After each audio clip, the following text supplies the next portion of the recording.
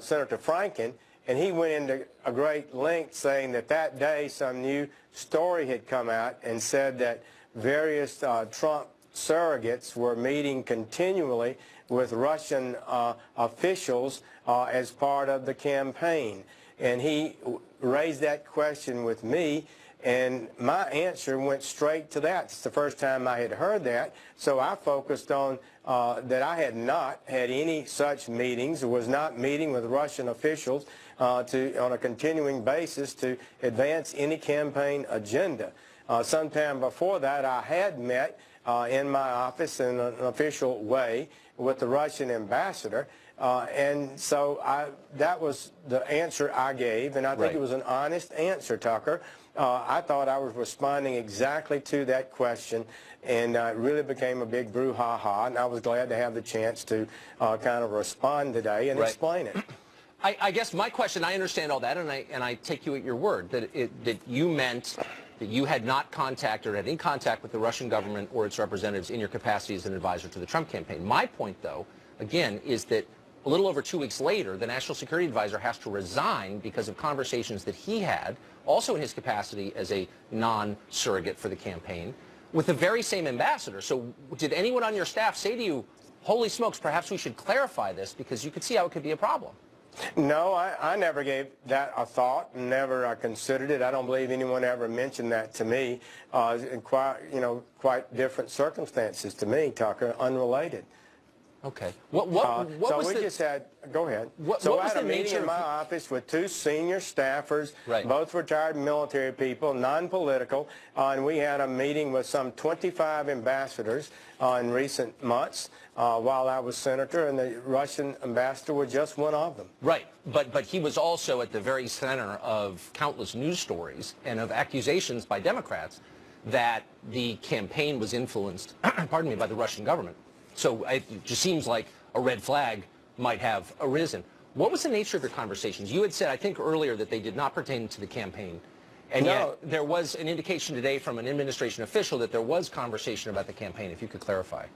I don't know what that would be referring to, but I would just say that we had a conversation that he came in and we talked about a number of issues. One of them was the Ukraine, and we had a disagreement over that.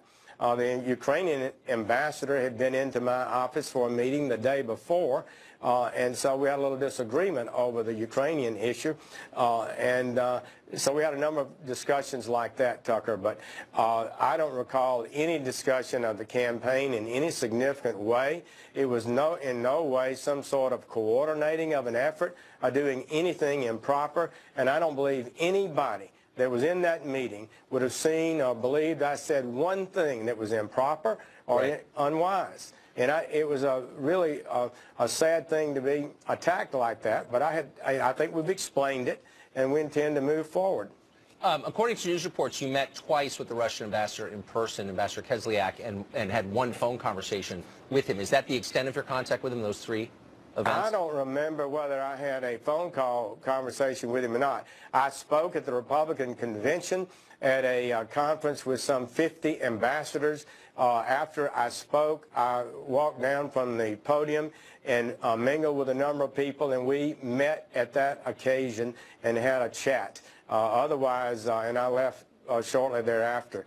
So that's the only two times that I recall having met him. Perhaps I have. I'm on the Armed Services Committee, and sometimes you meet people like that, but I don't recall having met him any other time. Why did you recuse yourself from this? I mean, I understand your position is none of these conversations had anything to do with the campaign or your capacity as an advisor of the campaign, but you've recused yourself. Why? Tucker, we had started when I got confirmed. I told the Senate during that process that I would review issues before me to determine whether or not I should recuse myself. Recusal is not an admission of any wrongdoing. It's simply that whether or not you can be perceived as fairly deciding a case or evaluating a case. And so I committed to do that. After I became Attorney General, and I've only been there 3 weeks, we met with professional staff, ethics people, to discuss this issue, and we had a full meeting a week or so ago, and plan to have a meeting today it was on our schedule to make a final decision about whether or not I should recuse myself. And the reason I believed I should recuse myself is because I was involved in the campaign.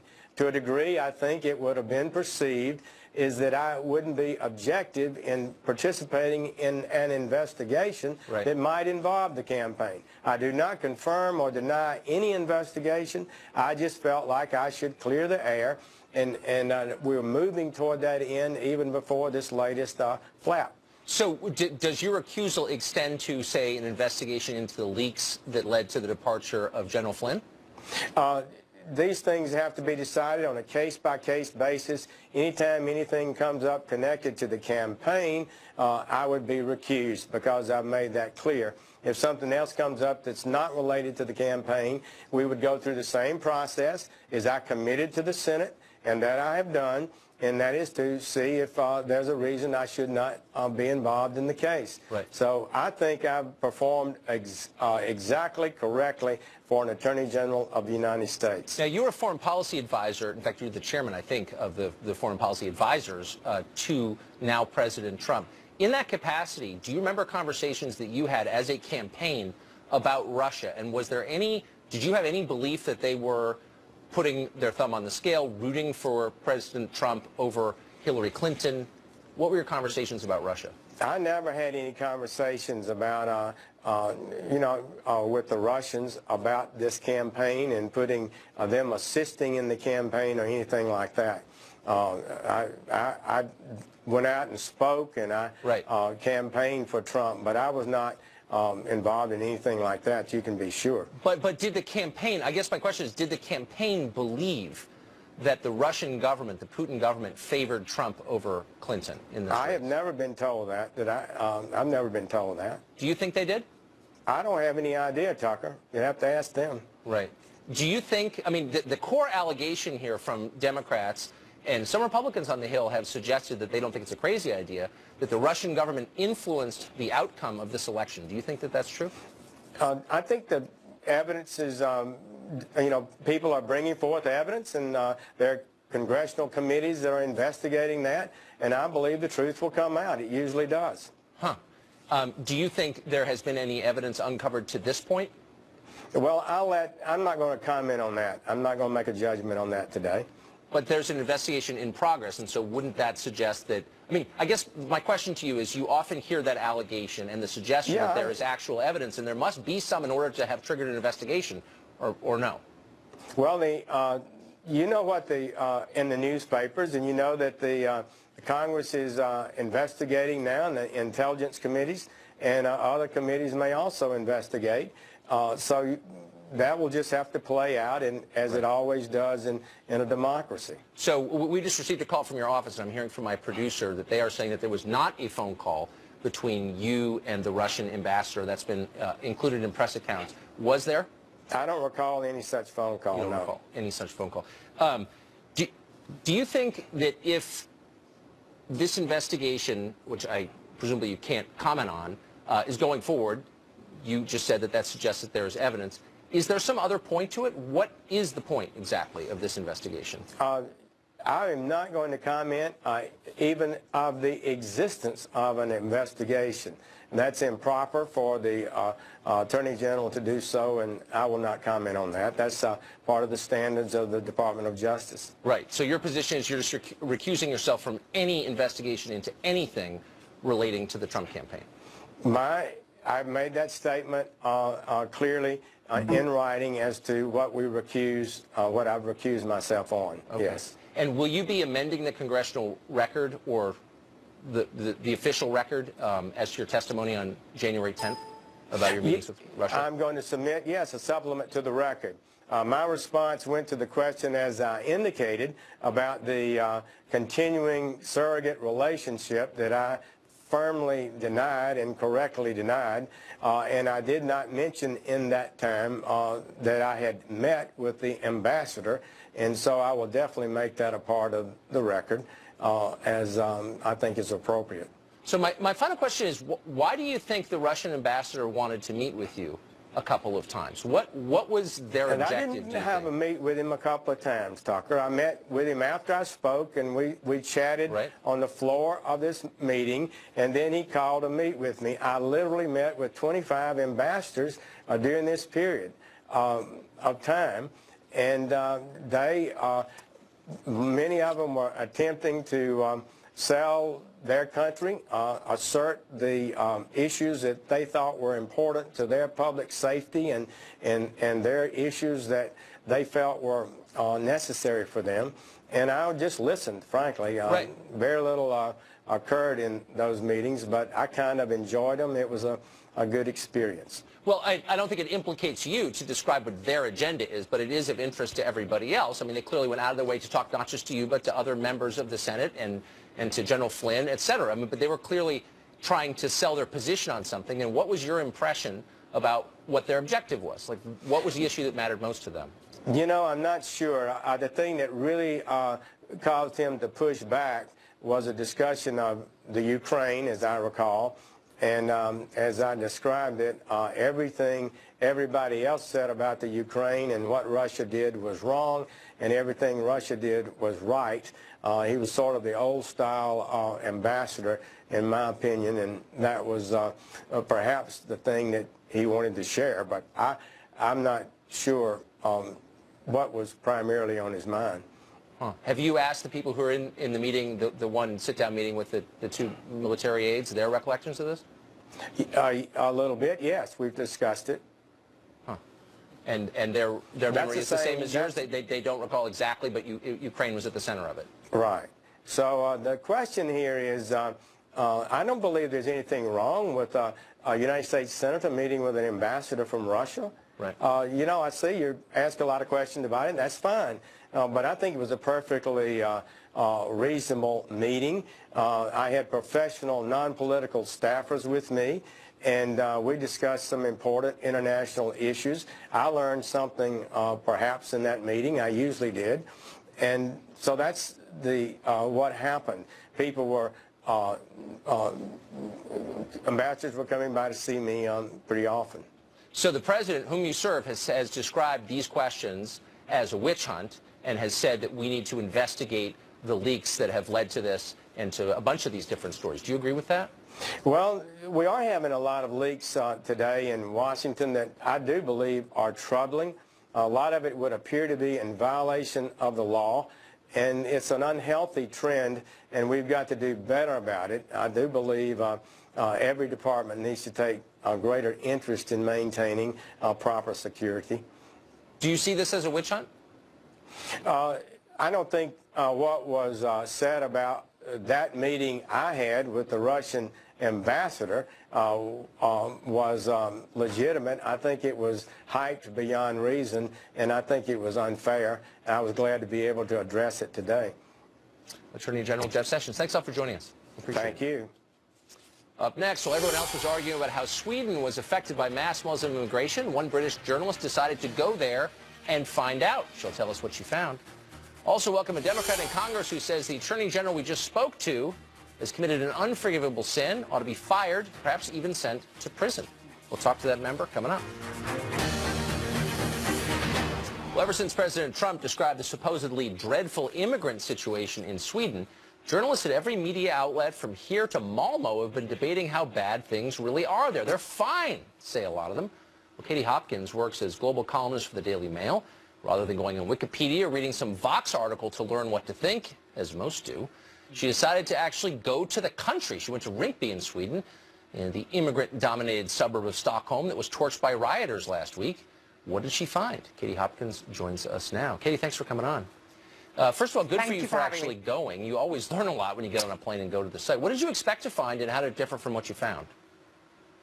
You know, I expected to find what a lot of people have been saying. It's like, there's nothing wrong, Sweden's beautiful, I live here, I see none of this. You know, I expected to see the Sweden I imagine from maybe Christmas cards or whatever. But, you know, when I got there, it's a very different story. Within 10 hours of landing, an asylum centre was burnt down, arson suspected. There was a hand grenade planted in a bin. And when I rushed there to find out what had gone on, I was told, well, why politicise this? Journalists are blamed, you know. Why make this a political thing? Why can't it just be a hand grenade in a bin outside a police station in a mosque? And I kind of felt like, oh, who's the mad one here, me or you? And then speaking to the women in particular, there's a much quieter story that's not being told, which is that women are frightened to go out. When I went to Rinkeby in the evening, I was the only female, certainly the only white female. And when I spoke to the ladies, it's because they're terrified of the crime, they're terrified of the gangs. And one particular lady I spoke to, she runs home at night because she's fearful of all the men that gather at night under the bridge where she lives. So they're kept indoors. So it's a really frightening place for a lot of women there particularly. Well, the irony, of course, is that Sweden is the original feminist success story, and its own government describes it that way as the first truly feminist country. And yet you're saying that Swedish women are afraid to go outside? Absolutely, and that was exactly the point that made me kind of mad, you know. I was saying to them, but Sweden's always been the aspiration. You guys have the best maternity leave, the best paternity leave. You're seen as the epitome of a society that's truly evolved. And the funny thing was, after I put up my first article for Mail Online, a lady, a stranger, came over to me in a cafe and she said, you've got to keep going. You've got to keep speaking out on behalf of these women because they have been silenced. And funnily enough, or curiously enough, the lady, let's call her Lucy, that is too scared to go out of her apartment that was broken into last week and she had her car torched, she said she was frightened to have her picture taken because of the feminists. Because if she spoke out, she would be labelled a racist and they would hunt her down. So the feminists are now working against the women of Sweden, and they call them the extremists now. Feminists are the new extremists in Sweden, and they are part of the problem, part of the mafia that are silencing the problem that Trump, thankfully, spoke out about. Yeah, it's not so different here. I mean, our media, as you know, worked feverishly to downplay any reports there might be a problem in Sweden. They're dishonest and politically motivated, so that wasn't surprising. What is surprising is how many Swedes are apparently afraid to say what they really think about what's happening there. Why is that? Absolutely. There's this absolute belief, 80 years of liberal politicians, there's an absolute belief that Sweden is utopia, and that's the only message you can send. There's absolutely mandatory belief in multiculturalism, and there's an absolute reluctance to understand that when these individuals leave Eritrea, Somalia, Afghanistan, they don't just arrive in Sweden and then miraculously, you know, join the multicultural dream. No, they bring every war, every fight, every hostility with them. And there in Rinkeby, in Sweden, you have the Eritreans who hate the Somalians, who hate the Afghanis, and that's just brought with them. And we have the same in Calais. When I went to Calais to address the migrant situation, they're exactly the same. The Somalians don't speak to the Eritreans, who don't speak to the Afghanis. And absolutely, Sweden won't acknowledge that. They won't acknowledge they've got a problem, because that would mean admitting that everything they've believed in, multicultural ideas, are wrong, and that they shouldn't have let in 200,000 people in 2 years, and they're about to let in another 400,000 over the next 4 years. So this problem is not going away. They'd rather destroy their own country than be called racist. I recognize that. Katie, thanks for joining us. No, you're a brave reporter. Thank you very much indeed. Up next, President Trump spent the day at a naval base in Virginia. We'll tell you what he did while there. Also talk to a Democrat who says Jeff Sessions needs to resign immediately and perhaps go to prison. Stay tuned. It's Virginia today, where he pushed his plan to strengthen the U.S. military. For more on that visit and its consequences, we're joined by Fox News correspondent Trace Gallagher. Hey, Trace. Hey, Tucker, standing on board the newly commissioned $13 billion USS Gerald Ford aircraft carrier, President Trump called for the largest increase ever in military spending. The 15-minute speech didn't carry nearly the weight of his address to Congress on Tuesday night, but it did mark the second time in a row a Trump speech has garnered praise well outside of Team Trump. And today was more than what he said, but also how he looked, apparently boosting his presidential aura with a flight jacket and a USS Ford ball cap. Watch. What an honor. You know, they just gave me this beautiful jacket. They said, "Here, Mr. President, please take this home." I said, "Let me wear it." And then they gave me the beautiful hat, and I said, you know, maybe I'll do that. During Trump's address to Congress, Democrats found it hard to stand up for the president, but some left-leaning publications and political pundits indicated that Mr. Trump was starting to embrace his position. Time magazine writing, quote, "It was perhaps the clearest sign yet that after 40 days in the West Wing, the president is beginning to come to grips with the public responsibilities of the office." The New York Times headline read, quote, "Trump offers up a more helpful vision." And Politico saying, quote, "Trump tries on normal." Even liberal analyst Van Jones, who used the phrase white lash to describe the election, said this after the speech. Watch. He became president of the United States in that moment, period. That was one of the most extraordinary moments you have ever seen in American politics. Even his worst critics were left to admit that at the very least, the president hit some of the high notes. Tucker. Trace Gallagher, thanks. Well, in contrast to his quick firing of National Security Advisor Michael Flynn, President Trump has signaled he's got no plans to move against his attorney general, despite all the news today. Just a short time ago, the president released this statement, quote, "Jeff Sessions is an honest man. He did not say anything wrong. He could have stated his response more accurately, but it was clearly not intentional. This whole narrative is a way of saving face for Democrats losing an election that everyone thought they were supposed to win. The Democrats are overplaying their hand. They lost the election, and now they've lost their grip on reality. The real story is all of the illegal leaks of classified and other information. It is a total witch hunt." Well, that statement has not satisfied Democrats, of course. Congressman David Cicilline is a Democrat representing the state of Rhode Island. He serves on both the House Judiciary and Foreign Affairs Committee, and he tweeted this today. "If the Attorney General lied under oath, he must resign and then face the consequences for committing perjury." Congressman Cicilline joins us now. Congressman, thanks for coming on. Perjury, that great to be on with you again. Thank you. It's good to see you. It seems like maybe you're getting a little ahead of the story if you're already mentioning perjury. No, look, I think what we learned today in the last 48 hours is very disturbing. The Attorney General of the United States testified before the American people and before a Senate committee and gave false testimony. He said that he did not meet with Russian officials during the course of the campaign. We now know that that is not true. He had 2 months from the time he gave that testimony to correct the record. He did not.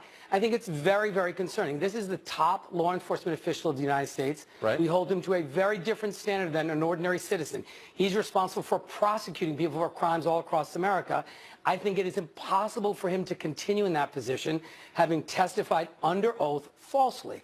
And I think it's in service to our country. He should step down. I think that's in the best interest of the United States and should be treated like any other person who offers false testimony. Right. And wherever that takes it, it takes it. So just to be totally clear, your standard is if the Attorney General says something in Congress, it turns out not to be true, he needs to resign and face perjury charges, A. And B, you don't buy the Attorney General's explanation that he believed that Senator Franken was referring to his capacity as a campaign advisor. No. First of all, I don't think that that's credible. There has been information released by 17 intelligence agencies of the United States that came to the conclusion that the Russian government interfered with the American presidential election for the express purpose of helping Donald Trump. There have been now 4 officials from the Trump campaign that have left service of President Trump because of their ties to Russian officials. And it's in that context that that question was asked. The notion he's the only one of 26 members of the Senate Armed Service Committee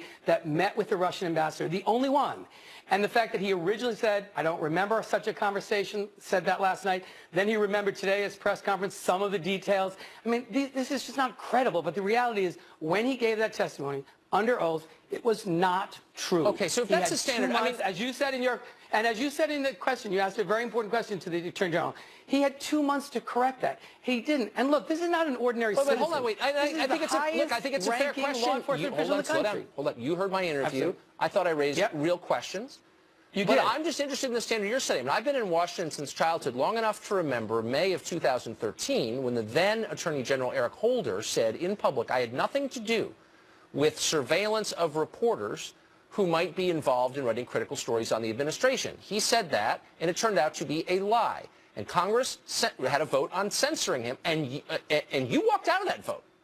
And I just wonder, I mean, that Tucker, is a very clear double standard. There's no question that he lied. He admitted he lied. And you were not willing to stand up and be counted. That is absolutely not the case. You have the Attorney General of the United States, in this case, it is true. Testifying to the American people and testifying to his colleagues in the Senate that he did not meet with Russian officials when he did. And the reality is that, it seems to me, disqualifies him from maintaining a position as Attorney General of the United States. Look, this is, again, in the context, by the way, just let me finish. You're not going to answer my question, We have a very serious question about the integrity of our American presidential elections. What's alarming to me is that I don't think I can sit through. If you're going to give that lecture, I have to ask very specific questions. Here's what they are. No, I'm not giving you a lecture, because I've gotten this lecture 1,000 times. Raises questions the integrity of our democracy. How exactly are you, how specifically are you alleging that the Russian government influenced the outcome of the election? You raised this question, and you're implying it. I want you to say, what are you talking about? 17 intelligence agencies of the United States. And how exactly did they say Russia? Okay, since you've read their reports, how exactly did they say I did read it, so let me finish. Let me finish the answer. I'm happy to answer. They document a very sophisticated campaign at the direction of Vladimir Putin that included fake news, online blogging, the hacking of the DNC, the release of emails, a very sophisticated campaign with one doesn't sound very sophisticated, but to undermine the Democratic presidential candidate and to let Donald Trump. That's not my conclusion. That's my, no, look. Let's not shout over each other. I've got a simple question. Is there any evidence that any of those efforts, which have been going on, by the way, since 1920, the Russian government's always tried to influence our elections, and they always probably will. Is there any evidence at all, and if you have it, please state it, that those efforts resulted in any change in the outcome at all? Do you have any evidence? Well, we don't know that because it had to do with changing the voters' perception. But there's evidence that they hacked into our election process. We'll never know that. What do you mean they hacked in? Did they break into voting machines? What do you mean they hacked in? No, they hacked into our system where they released emails, where they broke into the DNC, where they did online blogging, fake news. Those things presumably affected some voters' judgment. Should that be illegal? But the reality is, they did online fake. They wrote things you don't like. Did you read the report? So the point is, of course they had some influence on voters, but the reality is Donald Trump is our president. Hillary Clinton lost the election. I know he's our president because I was there when he was sworn in. That's the reality. But that doesn't change the fact that the Attorney General of the United States should not testify before a Senate committee and before the American people falsely and remain in that position. I just want to throw this at you because I think we're probably on the same side on this. Today you had two Democratic senators suggest that we were now in a state of war with Russia. Jean Shaheen, she said this was an active war. Senator Ben Cardin of Maryland, quote, it was an attack on our country. Where's this going? There seems to be, these are drumbeats for war against Russia. I cannot believe you are for that. I don't think most Americans are for it. Reassure me now, when you have U.S. senators saying things like that, what are they talking about? No. I mean, I think what they're talking about is, look, Russia has been engaged in efforts all across the world to undermine Western liberal democracies. You see it in France, you see it in Brexit. So in Brexit? that's happening. This happened in America. They're behind Brexit, so we too? have to. No, I didn't say they're behind Brexit. I said Russia has been involved in elections all across Europe to underline Western liberal democracy. We should take this very seriously. It's not just a Democratic issue. We have a lot of fine Republicans, Senator Graham, Senator McCain, who have raised this issue. This is about protecting I'm sorry, we're out of time, but I want to come back and I want to explore how the Russians are responsible for Brexit and Marine Le Pen. And I hope I didn't say they're responsible for Brexit. I'd love to come back, though. Okay. Thanks, Congressman. Appreciate it. Thanks. Up next, President Trump is taking America toward a trade war with China, some say. We'll talk to a journalist who says that's a war that can be won, but with a different strategy. Plus, a family in Oregon was fined $135,000 by the state for refusing to violate their religious beliefs. The media call them contemptible. We'll talk to them directly imminent as President Trump continues to push a protectionist outlook on global trade. During his recent speech to Congress, the president lamented that America has lost 60,000 factories to China since 2001, and he vowed to bring some of those factories back. Michael Schuman is a journalist. In a recent piece, he wrote that it's possible to win a trade war with China. It may be worth trying. But President Trump seems intent, he said, on fighting a kind of enemy that no longer exists. It was an interesting point. He joins us now from Beijing. Michael, thanks for coming on. So, thanks for having me. You take China seriously as an adversary to the United States, more seriously, I think, than a lot of Americans do. You have a lot of knowledge on the subject. If they are, in fact, our main competitor with global trade, how do we approach that? What's the wise way? Well, we have to be smart about this because I think we need to take a tougher stand on China, but we don't want to do it in a way that's going to be very damaging to the U.S. economy, right? So rather than throwing on kind of blanket tariffs, which could potentially be very destructive, hurt U.S. consumers, hurt U.S. companies, you want to be smart about it. You want to be very, very specific in targeting exactly how we want to fight China and counteract what China is doing. The real threat from China going forward is that China wants to move up the value chain. They don't want to just make a lot of stuff anymore. Right. They want to design it. They want the technology. They want to take on America's top industries head on. And that's what we really have to worry about going forward. Okay, so they don't want to make plastic garbage or balloons anymore. They want to design the next Exactly iPhone. right. Look, a lot of people get a lot of people get all fussed about, okay, where are iPhones made? But the fact is that, yeah, I mean, iPhones are made in China. But the fact is the real value in an iPhone is not the process of actually putting it together. It's the chips, it's the design, it's the technology, Right. it's the branding, and that generally is not Chinese. Now what the Chinese want to do is say, hey, we want to make whatever the next big breakthrough product is. We want it to be Chinese technology, Chinese chips, Chinese brand, and we want to sell it to Americans, everyone around the world, which mainly means they want to run companies like Apple out of business. Right. And that's game over for the United States if that happens. And so... Well, right now, you know, yeah. Well, there's the belief that the Chinese Right now, government the and the US military have stolen key American trade secrets on a vast scale. Is that true? There's been a lot of concern about Chinese cyber theft, not just of military secrets, but also commercial technology. It's a very, very big problem for American companies. But even beyond that, what we're seeing here happen in China is that the effort to upgrade here, to start developing robots, you know, electric cars, microchips, that kind of thing. This is a state-led national agenda with tremendous state resources Right. behind it, money behind it. And that's what we have to counteract. I think some of the ways of doing it are, you know, as I said, rather than throwing up tariffs, things like that, one idea that's getting more and more attention is to use an approach of what's being called reciprocity, which is, hey, you know, if American companies can't do something in China or they're restricted from doing business in some way or investing in some way, well, then maybe we should match those restrictions on Chinese companies Right. doing business in America. And that would not only start to curtail some of the predatory practices of Chinese business and government, but it would also probably pressure the Chinese to open their own markets more to American companies, which is great for American business, would actually start bringing down that trade deficit that Mr. Trump is very worried about as well. Yeah. That seems like a smart approach, and you've obviously thought about this a lot. Michael Schumann, thanks for joining us from Beijing. Thanks a lot. Up next, a bakery battle. We'll talk to the owners of a bakery who were given a huge penalty by the state for not violating freedom of religion, of course. In fact, it's the reason this country exists in the first place. But increasingly, the law in many states is making it harder to be both religious and gainfully employed. Melissa and Aaron Klein were formerly the proprietors of a company called Sweet Cakes by Melissa. It was a bakery. But after refusing to provide a cake for a same-sex wedding, the Kleins were fined $135,000 by the state of Oregon. Last year, they had to close their bakery as a result. They're still fighting, though, and today their case was heard by a state appeals court. We're joined tonight by the Kleins, along with Hiram Sasser of the First Liberty Institute, which was representing them in court. Thanks a lot for joining us, all of you. First, thanks for having me. To you, Melissa, there's been so much reporting on this, and so much of it is coming from a very specific perspective that is hostile to you, that I just want to establish exactly what happened. You all did not refuse to serve customers because they were gay, as I understand it. You merely refused to participate in any way in a ceremony you believe violated your religious beliefs. Is that a fair distinction? Well, actually, Tucker, I have to kind of interrupt. You know, there's a gag order in this case where it's actually being interpreted by one of the commissioners at the Bureau of Labor and Industries that they can't even really talk about what actually happened. And so we have to be very careful because of this gag order. So it's not just the... Wait, I'm going to stop you there. What do you mean you can't talk about... I mean, not only... So they're dismantled the entire First Amendment, the religious liberty part and the freedom of speech part. Why can't you describe what happened, something that's been described in a lot of news stories? I don't understand.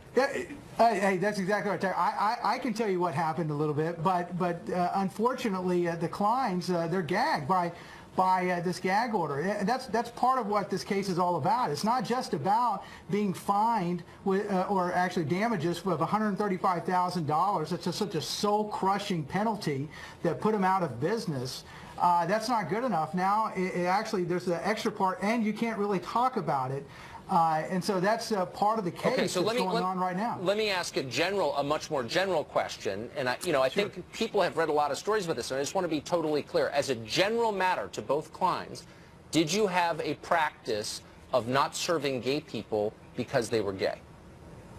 No, we had no such litmus test for customers. We served everybody, no matter who they were, every walk of life. I mean, that's part of being open to the public. And these two women were in fact return customers. Right. Okay. So they've been there before, and you served them no problem. So I think we can all assume that the problem was you didn't want to participate in a ceremony in any way that you felt violated your religious beliefs.